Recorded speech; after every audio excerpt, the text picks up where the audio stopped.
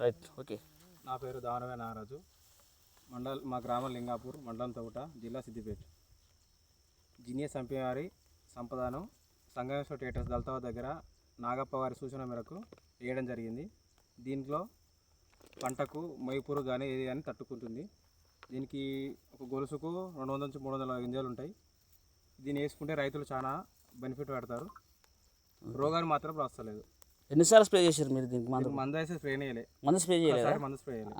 ఏమున్నా గోళీలు బిక్కాటో గుల్కలు ఒకసారి, డిజిటల్ టెంజీ ఒకసారి.